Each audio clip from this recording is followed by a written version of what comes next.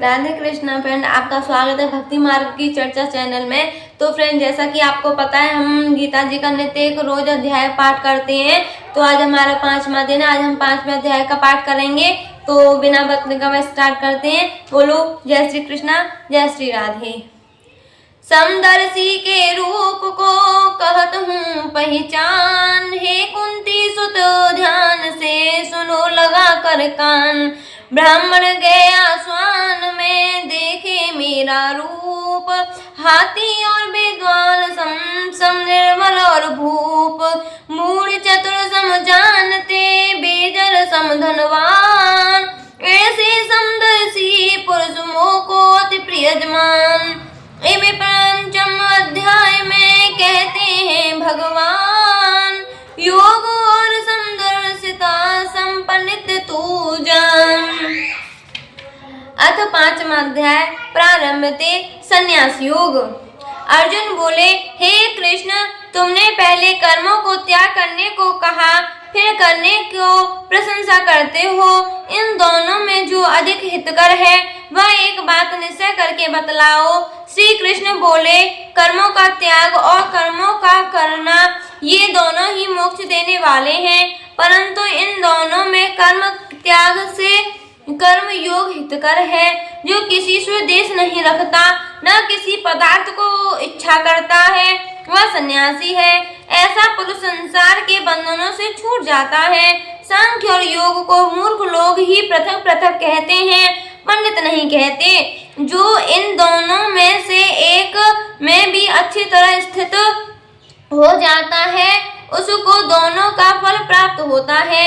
ज्ञान योगियों को जो ज्ञान मिलता है वही कर्म योगियों को प्राप्त होता है। ज्ञान योग व कर्म योग एक ही है। कर्म योग के बिना संन्यास को प्राप्त होना दुष्कर है। कर्म योग करने वाले मुनिजन को ब्रह्म प्राप्त होने में विलंब नहीं लगता। कर्म योग मुक्त शुद्ध अंतःकरण वाला मन तथा इंद्रियों को जीतने वाला संपूर्ण प्राणियों में अपनी आत्मा को देखने वाला कर्म करता हुआ भी कर्म फल से लिप्त नहीं होता। योग युक्त तत्व वेत्ता पुरुष देखते हैं, सुनते हैं, स्पर्श करते हैं, सूंघते हैं, खाते हैं, चलते हैं, श्वास लेते हैं, तो भी यह मानते हैं कि मैं कुछ नहीं करता। ये बोलते हैं, त्यागते हैं, ग्रहण करते हैं, परंतु यह मानते हैं कि मैं कुछ नहीं करता।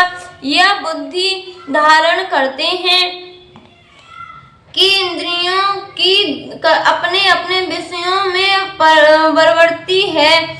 जो प्राणी ब्रह्म में अर्पण संग को त्याग कर कर्म करता है, वह पाप से लिप्त नहीं होता।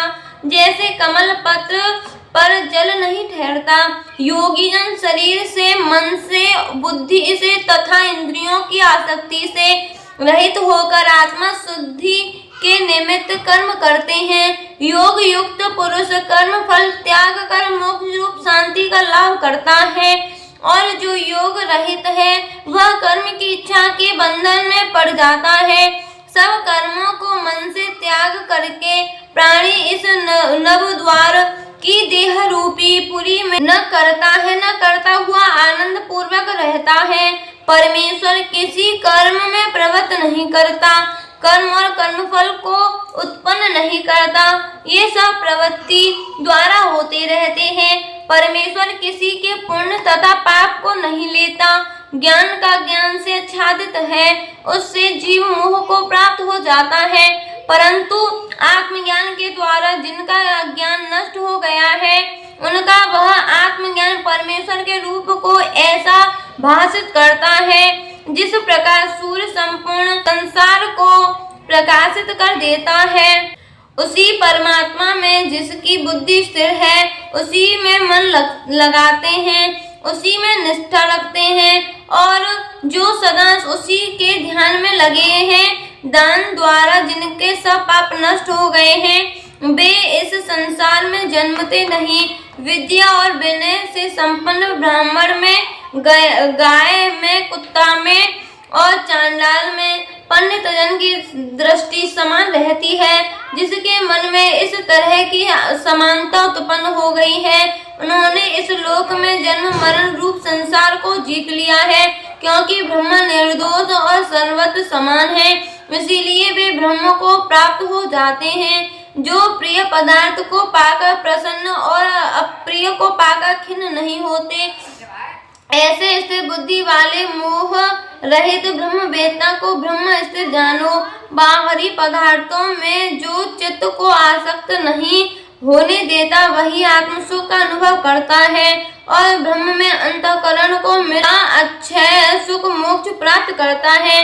वे इंद्रियों के स्पर्श से जो भोग देते हैं वे वस्तुतः दुखदायी होते हैं, उनका आदि भी है और अंत भी है। हे कौन्तेय, ज्ञानी लोग ऐसे भोगों में रत नहीं होते। शरीर छूटने के पहले जो मनुष्य काम और क्रोध के वेग को सहन करने में समर्थ होता है, वही योगी और सच्चा सुखी है। जो योगी आत्मा सुख में, दुखी अंतरात्मा के आनंद से आनंदित और अंतर ज्योति से ही प्रकाशित है, वह ब्रह्म रूप होकर ब्रह्म निर्वाण मोक्ष को प्राप्त होता है। पाप जिसके नष्ट हो गए हैं, कुबुद्धि दूर हो गई, मन को जिन्होंने वश में कर लिया है, जीव मात्र का जो हित चाहते हैं, ऐसे योगी को ब्रह्म निर्वाण प्राप्त होता है। काम तथा क्रोध जिनमें नहीं है, मन के वेग को जिसने रोक लिया है, ऐसे आत्मज्ञानी योगियों को ब्रह्म निर्वाण सहज ही प्राप्त होता है। बाहरी पदार्थों के संयोग से अलग रहकर दोनों भवों के बीच में दृष्टि लगाकर नासिका के भीतर चलने वाले प्राण तथा अपान वायु को सम करके इंद्रियां, मन और बुद्धि को बस में करके इच्छा, भय, क्रोध को त्याग कर मोक्ष की इच्छा करने वाले योगी जीवन मुक्त हैं। जो मुझको सब यज्ञों और तपों का भोक्ता, संपूर्ण लोकों का स्वामी और सब प्राणियों का मित्र जानते हैं, उन्हीं को शांति प्राप्त होती है। इत सुपनिषद सुब्रह्म विद्या योग शास्त्र श्री कृष्ण अर्जुन संवादे संन्यास योग नाम पंचमोध्याय। अथ पांचवा अध्याय का महत्म।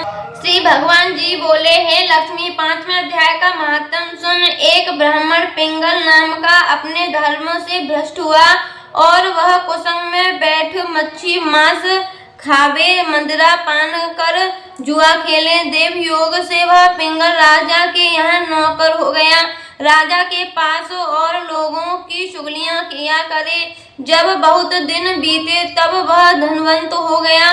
तब उसने अपना विवाह कर लिया, पर स्त्री व्यभिचारिणी आई। वह स्त्री को मारता था। उस स्त्री ने दुखी होकर अपने भर्ता को विष दे दिया। वह ब्राह्मण मर गया। उस ब्राह्मण ने गीध का जन्म पाया। कुछ काल पीछे वह स्त्री भी मर गई। उसने तोते का जन्म पाया। तब वह एक तोते की स्त्री हुई। एक दिन उस तोती ने तोते से कहा, हे तोते, तूने तोते का जन्म क्यों पाया? तब उस तोते ने कहा, हे तोती, मैं पिछले जन्म में ब्राह्मण था, अपने गुरु की आज्ञा नहीं मानता था। मुझको गुरु जी ने श्राप दिया, कहा जा तू तोते का जन्म पावे। इस कारण तोते का जन्म पाया। अब तू कह किस कारण से तोती हुई? उसने कहा, मैं पिछले जन्म में ब्राह्मणी थी। एक दिन मैंने भर्ता को विष दे दिया, वह मर गया। तोते ने कहा, तू बुरी है जिसने अपने भर्ता को विष दिया। एक दिन वो तोती वन में बैठी थी, वह गीध आया। तोती को गीध ने पहचाना। वह गीध तोती को मारने चला। आगे तोती, पीछे गीध। जाते जाते तोती एक सुनसान भूमि में थक कर गिर पड़ी। वह एक साधु का दाह हुआ था। साधु की खोपड़ी वर्षा के जल के साथ भरी हुई पड़ी थी। वह उसमें गिरी। इतने में गीध आया और तोती को मारने लगा। उस खोपड़ी के जल के साथ उसकी देह धोई गई और आपस में लड़ते लड़ते मर गए और अधम देही से छूटकर देवदेही पाही। विमान आए, तिन पर बैठकर बैकुंठ को गए। वह खोपड़ी एक साधु की थी जो गीता जी की 5वें अध्याय का पाठ करता था। वह परम पवित्र था। उसके जल से दोनों पवित्र हो गए। जो प्राणी श्री गंगा जी का स्नान करके श्री गीता जी का पाठ करते हैं, वह बैकुंठ को जाते हैं। तो फ्रेंड, यहीं पे हमारे आज 5वें अध्याय का पाठ संपूर्ण हुआ।